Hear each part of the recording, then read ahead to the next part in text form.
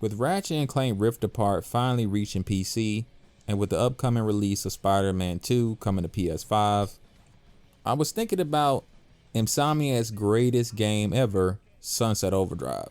A game that combined everything they learned from Ratchet and Clank while also bringing back the humor that the original Ratchet and Clank games had on the PS2. Sunset Overdrive for me was the one reason to own an Xbox One. It till this day is the best game on the platform to me. And it's so sad that I truly believe that we'll never get a sequel again.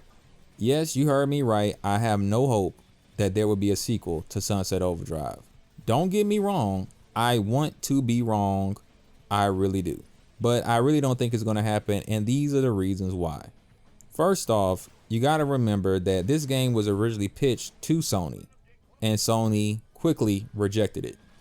Now, I'm not sure what the pitch was originally, but let's just say, for example, that the game that we got was actually pitched to Sony, and it doesn't have much difference between then and how it came out when it released. For Sony to reject this game, it makes perfect sense for the direction that PlayStation was headed to in the future. As Sunset Overdrive is very much what I would call a 6th generation inspired game. What I mean by 6th generation inspired is that back in that generation, the times was way different. Jokes were more raunchy. South Park was one of the most popular shows on TV. The show Jackass was running on TV. There were so many, let's just say, edgy types of content and edgy jokes back then. And Sunset Overdrive has plenty of it. It has that 90s, early 2000s attitude of not giving a damn about anything and just being free and doing whatever you want. In fact, it reflects in the gameplay as you're allowed to skate all over the city just using your hands and feet, shooting enemies with a wide range of weapons, and also the story is all over the place. To be clear, what I mean is the story has a consistent theme of just being yourself and being expressive, but when I say it's all over the place, I mean the story isn't serious. 1 minute the game is set within its own world, and then other minutes it's breaking the fourth wall, letting you know that this is in fact a video game. The trucks are equipped with GPS transmitters. If you come back to our base, I might be able to figure out a way to track it down. Okay, cool. I'm on my way. Wait, how do we communicate with Sam when neither of us is holding a phone? Technology. Technology. Let's not complicate things by poking holes in the way we deliver the story, okay? Oh, okay then. I'm gonna go back to the base and be magically gone by the time you have control. Fine by me. That's not weird at all. For me, this is my style of game, as I love games and stories that aren't afraid to break the fourth wall and aren't afraid to be a little silly at times. But for Sony, not so much. Just recently playing the game, some of the jokes here, although I feel are very tamed, they would be considered off-brand for PlayStation today, I would say.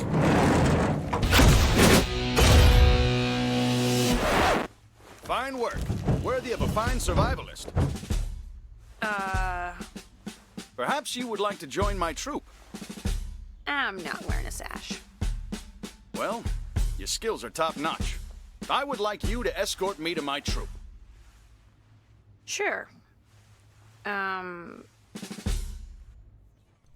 is so much focused on making blockbuster movie-type games with a serious plot that something as goofy as Sunset Overdrive, despite its actual important message throughout, would be considered an outlier, an oddity in the catalog of games that PlayStation wants to push.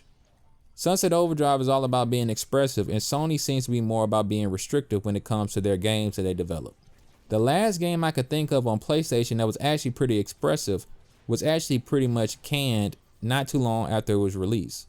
That would be David Jaffe's Drawn to Death, a game that I briefly got to play and enjoy but was quickly turned off due to no one really playing the game online. I really believe that the Sony community and the PlayStation fan base as a whole really aren't into these types of games anymore. If you go back to Sony's past, to the PlayStation 1 and PS2 era, everything about PlayStation seemed to be on the more edgy side. Think back to those old Crash Bandicoot commercials where a guy in a Crash Bandicoot suit was outside of the Nintendo office yelling and screaming outside with a microphone, taunting Nintendo that they had the better game. Does that attitude reflect Sony today and what they want to market? Well, I would say absolutely not. And Sunset Overdrive is that style of game. With Sony owning Insomniac Games now, it is a chance that Sunset Overdrive will return. However, if it did, I really don't think it would be the same type of game. Sure, the mechanics may remain the same with its gameplay with all the different weapons and grinding across the city, but the attitude and the expressiveness of the game was 100% a part of the entire experience. That do whatever you want, be who you want to be yourself type of gameplay and theme cannot be expressed in today's era. At least not from PlayStation. See, being who you want and being expressive, at least through the power of imagination and video games, would allow you to do, like we already said, whatever you want. Sony doesn't want you doing whatever you want because Sony has an image that they want to maintain. Sony and many of its developers have been on different sides of politics throughout the years, and Sunset Overdrive and how it currently is would counteract all the things they worked hard for. That reputation of representation is actually very skewed when it comes to Sony. Sony would not want all representation to be expressed, which would include representation that counteracts other representation.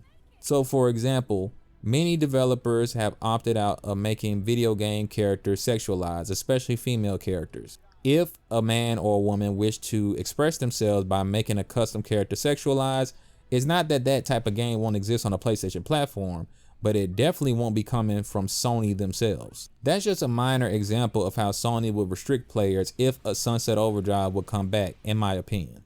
Sony has already shown that they're willing to be restrictive by the changes with Ratchet & Clank. Now this happened years ago, but just as a reminder, Ratchet & Clank was more of a satire on consumerism and how companies took advantage of the people and how people were basically slaves to consumerism and commercialism. Funny enough, Sunset Overdrive talks exactly about that topic. These complex themes have been lost in the Ratchet & Clank universe because Sony wanted Ratchet & Clank to be more of a family-friendly, fun-loving kind of cartoon that they can sell in multiple mediums, including movies, which is why we got the Ratchet & Clank movie in the first place. So although gameplay-wise Ratchet & Clank is still fun, when it comes to its plot and its themes and how the characters used to be, they're completely different characters now. They're all watered down and become basically Disney caricatures.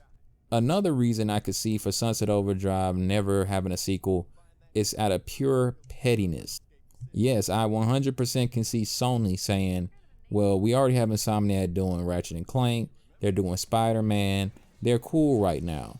We don't need them to make any more games. And even if Insomniac wanted to make a Sunset Overdrive sequel, I could see Sony not really wanting to do that because it's heavy association with Xbox. There is another way of looking at pettiness of Sony saying, well, why don't we put out a Sunset Overdrive on PlayStation, maybe even do a re-release of the original game, if not do a sequel, just to have an extra dig at the competition. But like I already stated, even if that happened, it would be watered down and not on the same level as the original. As again, I repeat, the original is more than just its gameplay. It is also its attitude, its themes, and its expressiveness that will be surely lost due to PlayStation's current way of restricting players from being expressive in the games that they create. If Sunset Overdrive ever returns, I could see it returning in a different light. It won't be a sequel to Sunset Overdrive, but more of a spiritual successor, in the sense that Insomniac will make some type of game that will use the mechanics of Sunset Overdrive, but it won't be Sunset Overdrive at all. A game where a character can grind, shoot, and bounce all over the place, but have, again, no connection to the game that it's inspired by. That way we can kind of get a Sunset Overdrive, but the theming won't be anywhere near the same because, like I said, Sony doesn't want that type of content on their PlayStation system, at least not from their own developers. Sunset Overdrive to me is one of the best games ever made, and a game that I hold clearly in high regard that I would love to see have a sequel one day. The game is so unapologetically Xbox that personally I fully understand why Microsoft funded this game and didn't pass up on it, and so polar opposite of what PlayStation wanted to do that I could see why they skipped on it. For me, Insomniac has not made a game anywhere close as good as Sunset Overdrive since.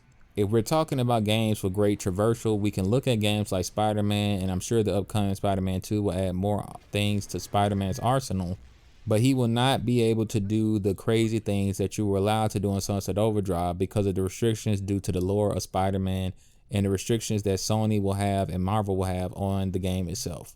Sure, you can get all your wacky weapons from Ratchet & Clank, but Ratchet & Clank is still much a platformer that's on a linear basis, so you're not going to get that open world level of traversal.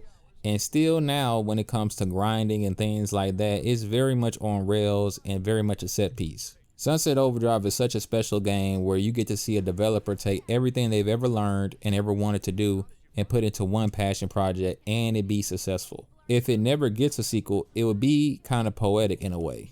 A one-in-a-lifetime game that never was able to be topped or to be brought down by anything that came after it. A game that will live and die on its own as one of the best games ever made and the one reason why the Xbox One was worth purchasing. Well, his parents are still alive, but they're major assholes. Stole his money and left him for dead. Yeah. I'll break the news.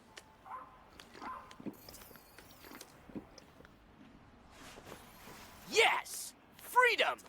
Thanks, Sam. Best news ever!